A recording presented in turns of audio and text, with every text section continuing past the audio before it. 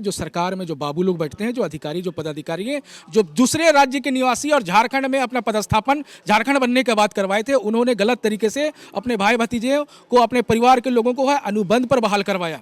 ये जो हमारे मंत्री और विधायक या आयातित विधायक हैं, मंत्री हैं, ये दूसरे प्रदेश के लोग जो झारखंड में आके बस गए यहाँ काम करने के लिए, यहाँ ठेका पट्टा के लिए, यहाँ रोजगार के लिए। अब ये जो है धीरे धीरे यहाँ के लोगों का शोषण करके, दमन करके, अपना राजनीतिक सामाजिक प्रभाव बनाकर सत्ता में भी आ गए। अब इनको ये लगता है कि ये झारखंडी, लेकिन ये झारखंडी नहीं है। नमस्कार। झारखंड छात्र संघ का आज 15वां स्थापना दिवस है। इस मौके पर एक सम्मेलन का आयोजन किया गया। इस वक्त हमारे साथ झारखंड छात्र संघ के केंद्रीय अध्यक्ष एस अली हैं। हम उनसे बातचीत करेंगे उनके संगठन के बारे में, आज सम्मेलन किस बारे में है और झारखंड में युवाओं को लेकर जो भी चिंताएं या समस्याएं हैं उस बारे में बात करेंगे। पहले तो ये बताइए कि आज का जो सम्मेलन है इसमें क्या कुछ चर्चा हो रही है? 30 जनवरी 2007 को झारखंड छात्र संघ की स्थापना रांची कॉलेज, जो अभी श्यामा प्रसाद मुखर्जी यूनिवर्सिटी के नाम पे जाना जाता है, उस परिसर में किया गया था। और वहाँ से जो छात्रों के सवाल थे, जो कॉलेज यूनिवर्सिटी में पढ़ने वाले जो छात्र, उनका नामांकन नहीं होता था, फीस काफ़ी थे, सीट कम थे और नियमित सेशन नहीं हुआ करता था, रिजल्ट समय से नहीं आया करता था और छात्र संघ चुनाव नहीं हुआ था। उसको लेकर जो है झारखंड छात्र संघ गठन के बाद जो है इस पर संघर्ष किया और छात्र संघ की चुनाव हुई। कई जो है शैक्षणिक बदलाव आए यूनिवर्सिटीज़, कॉलेज कैंपस में और कई छात्रों के हित में जो है सुधार हुआ। उसके बाद जो है रोजगार के सवाल पर झारखंड लोक सेवा आयोग में आपने देखा होगा कि पहला जेपीएससी, दूसरा जेपीएससी सिविल सेवा परीक्षा में कई घोटाले हुए थे। उसको लेकर एक लगातार संघर्ष किया गया और जेपीएससी कार्यालय में 19 दिसंबर 2009 को आग लगा दिया गया। उसके बाद जो है प्रथम सिविल सेवा, द्वितीय सिविल सेवा में कई लोगों का पर्दाफाश हुआ कि ये पैसा परवी पे बहाल हुए, निगरानी जांच हुई और उसके बाद जो है हाईकोर्ट में मामला गया। हाईकोर्ट ने भी इस पर संज्ञान लिया और लगभग 12 नियुक्ति परीक्षाओं की जाँच जो है जेपीएससी में जो गलत ढंग से हुई थी उसका हुआ। ये झारखंड छात्र संघ की एक बड़ी उपलब्धि है। उसके अलावा आप देखिएगा कि 2014 में, उससे पहले 2012 में हाई स्कूल शिक्षक बहाली हो, +2 शिक्षक बहाली हो या प्राइमरी मिडिल स्कूल में शिक्षकों की बहाली हो, या उसके बाद जो 2017 में या 2019 में जो हाई स्कूल और +2 में शिक्षकों की बहाली हो, उसको लेकर जो है झारखंड छात्र संघर्ष किया और उसका परिणाम है कि आज स्कूलों में आप देखिएगा कि शिक्षक जो है अलग अलग विषय में कार्यरत हैं और प्रारंभिक से लेकर +2 तक में बेहतर पढ़ाई झारखंड में हो रही है। एक सवाल है अभी जो झारखंड में ज्वलंत है। एक तो भाषा विवाद चल रहा है जिला स्तरीय पदों पर भोजपुरी, मगही, अंगिका को शामिल किए जाने को लेकर। दूसरी बात है कि पंचायत सचिव के जो अभ्यर्थी हैं उनकी नियुक्ति प्रक्रिया रद्द कर दी गई, वो सड़कों पर हैं। झारखंड छात्र संघ का क्या स्टैंड है? पहले भाषा विवाद पर झारखंड छात्र संघ का स्टैंड क्या है? देखिए, झारखंड में जो भाषा को लेकर मामला चल रहा है, ये भोजपुरी भाषा और जो अंगिका भाषा है और मगही भाषा, उसको लेकर अब जो है धनबाद के क्षेत्र में या बोकारो के क्षेत्र में या झारखंड के अलग अलग क्षेत्रों में भी ये जो है आंदोलन खड़ा होने लगा और राजधानी में भी जो है हमारे सहयोगी संगठन आदिवासी छात्र संघ के लोगों ने भी इस पर विरोध दर्ज किया है। हम लोगों का ये मानना है कि ये जो भाषा है, जो 2012 में भी जो है ये नियमावली में लाया गया था, लेकिन उस समय ये पेपर 1 में था, लेकिन फिर जो रघुवर दास की सरकार आई इसको पेपर 2 में कर दिया और फिर अभी हेमंत सोरेन की सरकार जो आई और राज्य स्तरीय बहाली में जो है इसको फिर पेपर 2 से निकाल के बाहर कर दिया।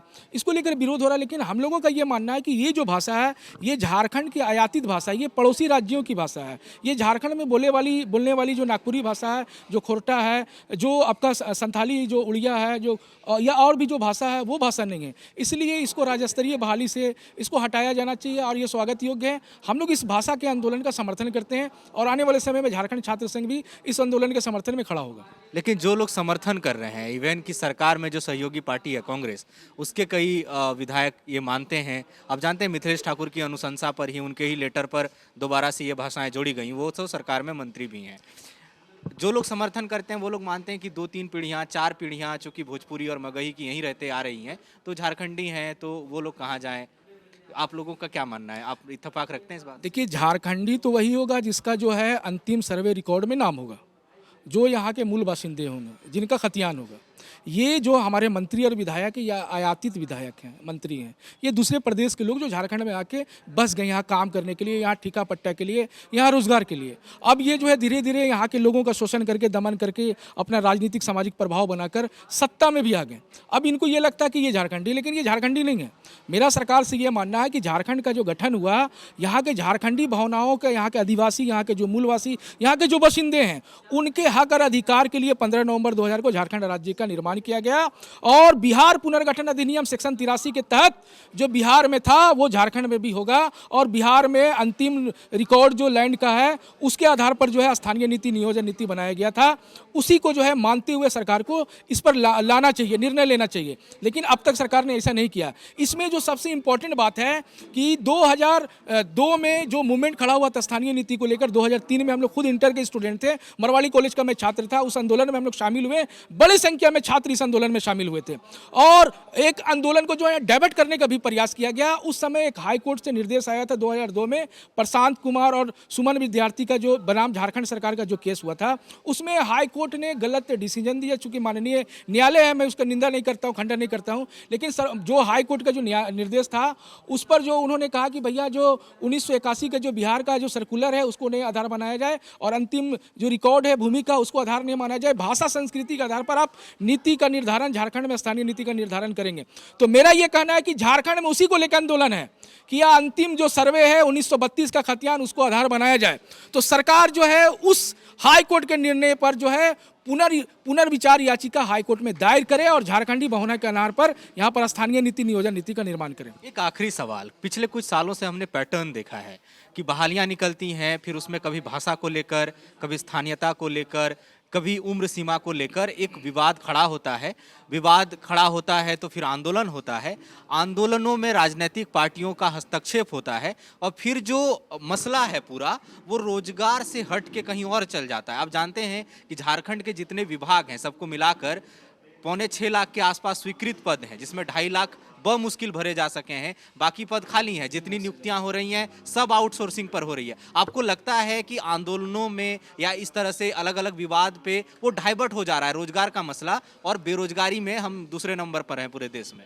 इसका सबसे बड़ा कारण जो है, जो सरकार में जो बाबू लोग बैठते हैं, जो अधिकारी, जो पदाधिकारी हैं, जो दूसरे राज्य के निवासी और झारखंड में अपना पदस्थापन झारखंड बनने के बाद करवाए थे, उन्होंने गलत तरीके से अपने भाई भतीजे को, अपने परिवार के लोगों को है अनुबंध पर बहाल करवाया, पिछले दरवाजा से बहाल करवाया। आरक्षण का जो नियम है, जो स्टेट का जो नियम होता है उसका पालन अनुपालन नहीं किया गया।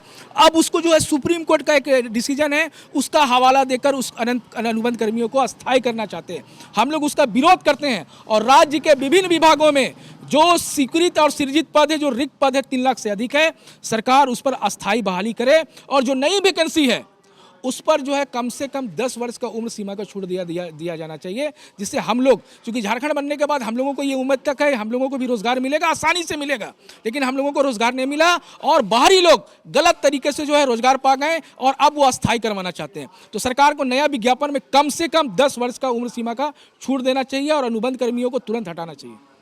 तो निश्चित रूप से झारखंड में बेरोजगारी एक बड़ी समस्या है। झारखंड छात्र संघ का एक सम्मेलन आज आयोजित हुआ और इनका स्टैंड भी वही है जो बाकी भोजपुरी और मगही भाषा का जिला स्तरीय पदों पर विरोध करने वाले संगठनों का है। फिलहाल इजाजत दीजिए, सहयोगी अमित के साथ मैं Suraj, the follow up Ranchi. thefollowup.in, like, share and subscribe. www.thefollowup.in